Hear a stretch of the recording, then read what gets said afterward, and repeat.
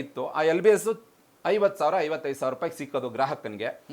ಆ ಗ್ರಾಹಕನಿಗೆ ಏನಾಯ್ತು, ಅದನ್ನೇನಾಯ್ತು ಒಂದು RME ಅಂತ ಮಾಡಿದ್ರು.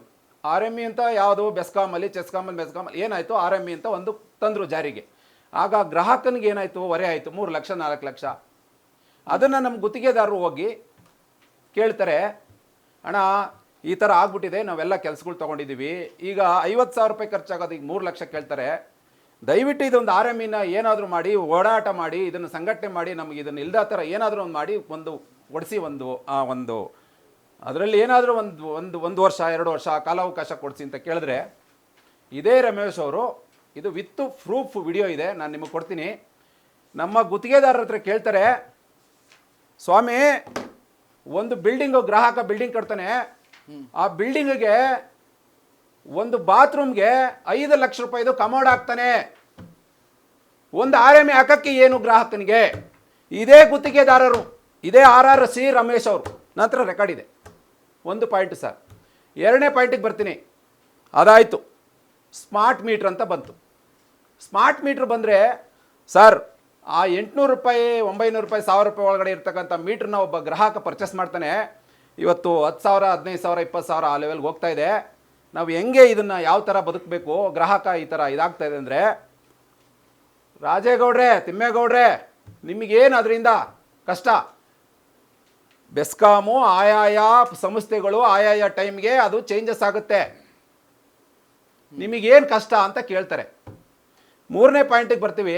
3ನೇ ವರ್ಷದ ಹತ್ತತ್ರ ಬಂದ್ಬಿಡ್ತಲ್ಲ, ಗುತ್ತಿಗೆದಾರರು ಎಲ್ಲ ಆಲ್ರೆಡಿ ಏನು ಕೆಲಸ ಇಲ್ದಂಗೆ ಆಗೋಗಿದೆ. ಇವತ್ತು ಈ ಪರಿಸ್ಥಿತಿ ಆಯಿತು, ನಾವು ಏನು ಮಾಡೋಣ ಅಂತ ಹೋದರೆ, ಗುತ್ತಿಗೆದಾರನ ಕೆಲಸ ಏನು, ಗೋಡೆ ಹೊಡಿ, ಜಂಪರ್ ತಗೊಂಡು ಪೈಪ್ ತಗೊಂಡು ವೈರಿಂಗ್ ಮಾಡು, ಸ್ವಿಚ್ ಹಾಕು, ಪ್ಲೇಟ್ ಹಾಕು ಅಂತ ಕೇಳ್ತಾರೆ ಮಹಾನ್ ಭಾವರು ಇವರು. ಅದಾದಮೇಲೆ ಇದೆಲ್ಲ ಆದ ತಕ್ಷಣ ಇದು ಎಲೆಕ್ಷನ್ ಬಂದ್ಬಿಡ್ತಲ್ಲ, ಇನ್ನು ಜನಗಳಿಗೆ ನಮ್ಮ ಗುತ್ತಿಗೆದಾರರಿಗೆ ಏನು ಹೇಳಬೇಕು, ಹೇಳೋಕ್ಕಾಗಲ್ವಲ್ಲ ಇಲ್ಲಿ. ಆವಾಗ ಫ್ರೀಡಮ್ ಪಾರ್ಕಿಗೆ ಬನ್ನಿ, ಈಗ ಇಡೀ ರಾಜ್ಯಾದ್ಯಂತ ಹೋರಾಟ, ಹಗಲು ರಾತ್ರಿ ಧರಣಿ ಅಂತ ಕರ್ಕೊಂಬತ್ತಾರೆ.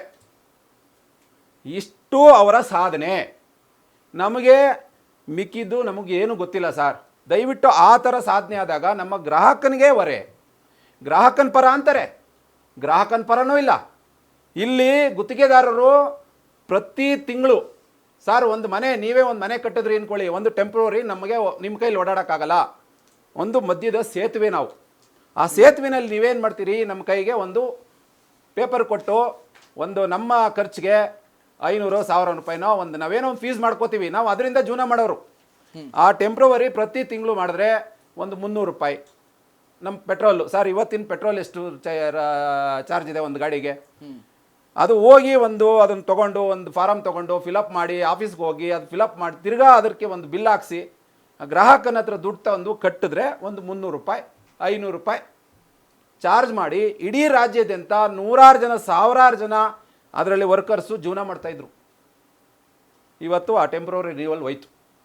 ಇದೆಲ್ಲ ಆಯ್ತಲ್ಲ ಅಂತ ಕೇಳಕ್ಕೆ ಹೋದರೆ ಫ್ರೀಡಮ್ ಪಾರ್ಕ್ ಬಂತು ಇವ್ರಿಗೆ. ಈಗ ನಮ್ಮ ಸಾಧನೆ ಏನು ಮಾಡಿಲ್ಲ, ನಾವು ಸಾಧನೆ ಏನು ಮಾಡಿಲ್ಲ ಹೇಳಿ. ಈಗ ಇವ್ರಿಗೆ ಇವ್ರ ಪಾಯಿಂಟೇ ಸಿಗ್ತಾ ಇಲ್ಲ, ಇವರು ಮಾತಾಡೋಕ್ಕೆ ಏನು ಪಾಯಿಂಟ್ ಸಿಗ್ತಾ ಇಲ್ಲ, ಅದಕ್ಕೆ ನಮ್ಮ ಮೇಲೆ ಗೋಬೆ ಕುಂಡಿಸ್ತವ್ರೆ ಅಂತ ಹೇಳ್ತಾರೆ. ಇನ್ನೊಂದೇ ಒಂದು ಪಾಯಿಂಟು ಸರ್ ನೋಡಿ, ಈಗ ಹಿಂದೆ 500 ರೂಪಾಯಿ ತೊಗೊಂಡು ನಮ್ಮ ಸಂಘಕ್ಕೆ ರಿನಿವಲ್ ಫೀಸ್ ಅಂತ ವರ್ಷಕ್ಕೊಂದು ಸರಿ ಸರ್, ಒಬ್ಬ ಗುತ್ತಿಗೆದಾರ 40 ಸಾವಿರ ಕಾಂಟ್ರಾಕ್ಟರ್ ಇದ್ರೂ ಅದರಲ್ಲಿ ಮೆಂಬರ್ಶಿಪ್ ಇರೋವಂಥವ್ರಿಗೆ ಮಾತ್ರ ಈ ಸಂಘ ಸಂಸ್ಥೆಯಲ್ಲಿ ವೋಟಿಂಗ್ ಪವರ್ ಇರುತ್ತೆ. ಎಷ್ಟು ರೂಪಾಯಿ ಅದಕ್ಕೆ 500 ರೂಪಾಯಿ ಅಂತ ಫಸ್ಟ್ ಎಲ್ಲ ಇತ್ತು, 500 ರೂಪಾಯಿ 600 ರೂಪಾಯಿ ಆಯ್ತು. ಈಗ 1000 ರೂಪಾಯಿ ಮಾಡಿಬಿಟ್ರು ಇವರು. ಈ 1000 ರೂಪಾಯಿ ಮಾಡಿ ಅವನು ಸತ್ತ ನಂತರ, ಅವರು ಯಾರು ಗುತ್ತಿಗೆದಾರರು ಸತ್ತರೆ ವರ್ಷಕ್ಕೆ 10,000 ಆ ಲೆವೆಲಲ್ಲಿ. ಈಗ 15 ವರ್ಷ ಅವನು ಮೆಂಬರ್ಶಿಪ್ ಕರೆಕ್ಟಾಗಿತ್ತು. ಅದು ಆದರೆ ಅವರಿಗೆ ಪರಿಹಾರ ನಿಧಿ ಅಂತ 2 ಲಕ್ಷ ಕೊಡ್ತಾಯಿದ್ರು. ಈಗ ಇದೇ SMK ಟೀಮ್ ಅವರು 1000 ರೂಪಾಯಿ ಯಾಕೆ ಅಂತ ನಾನು ಹೇಳ್ತೀನಿ ಅಂದರೆ, ಬೆಂಗಳೂರಲ್ಲಿ ಇರ್ತಕ್ಕಂಥ ಗುತ್ತಿಗೆದಾರ ಎಲ್ಲೋ ಒಂದು ಕಡೆ ಕೆಲಸ ಮಾಡಿ ಅವನು ಜೀವನ ಮಾಡಿ 1,000 ರೂಪಾಯಿ ಅವನು ಕಟ್ಬಿಡ್ತಾನೆ. ಅದೇ ಬೀದರು, ಗುಲ್ಬರ್ಗ, ರಾಯಚೂರು ಆ ಕಡೆ ಎಲ್ಲ ಇರ್ತಕ್ಕಂಥ ಸೈಕಲ್ಲು ಮನೆಯಲ್ಲಿ ಒಂದು TVS ಇಟ್ಕೊಂಡು ಕೆಲಸ ಮಾಡೋವಂಥವ್ರು 1000 ರೂಪಾಯಿನೂ ಕಟ್ಟೋಕ್ಕಾಗ್ದಲೆ ಅವರ ಪರಿಸ್ಥಿತಿನಲ್ಲಿ ಇವತ್ತು ನೀವು ಕೇಳಿದ್ರಿ 40,000 ಜನ ಗುತ್ತಿಗೆದಾರರು ಇದ್ದಾರೆ, ಆ 40,000 ಜನ ಯಾಕೆ ನಿಮ್ಮ ಮೆಂಬರ್ ಆಗಿಲ್ಲ ಅಂತ.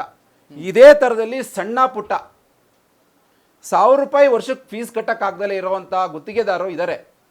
ಅವರು ಈಗ ನೋಡಿ SMK ಟೀಮ್ ಅಂತ ಏನು ಮಾಡಿದೆ ಹೊಸದು, ಈಗ ಈ ಪ್ರೆಸೆಂಟ್ ಎಲೆಕ್ಷನ್ ನಿಲ್ತಾ ಇರೋದು ₹1,000 ಅವ್ರ ಕೈಲಿ ಆಗ್ತಾ ಇಲ್ಲ ಹೊರಗಡೆ ಅವ್ರಿಗೆ.